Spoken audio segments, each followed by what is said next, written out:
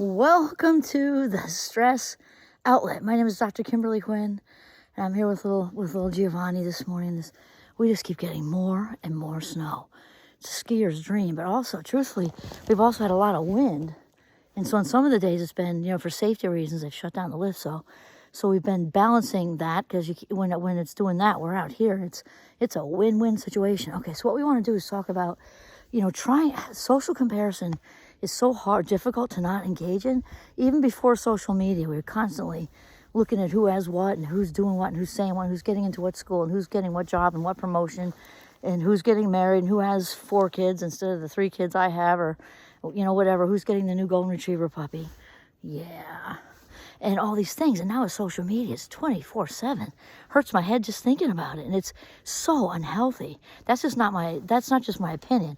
I did research on this not that long ago. I think it was 2018. Still very, very valid and legit. But we know the social comparison leads to anxiety and depression and all these things. So here's what we want to talk about today, is not to reside there, especially after my chat about Michael Phelps in the last reel, but to focus on our personal best. It can be really tough to unplug the drug, but we really need to, because when we shift away from who has what, who's doing what, who's being more, having more, all the things, right? It's just so too much. Reel that stuff in and focus on your personal best.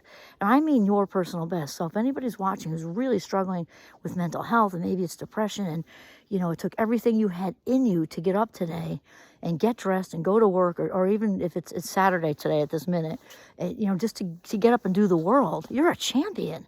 You give yourself that, because where other people are, which also we are guessing because we don't know what's behind the scenes with them. So many people are really good at looking like they're holding it together, because that's what we're all trying to do, right? And then from the outside looking in, we're saying, oh man, they got it all down.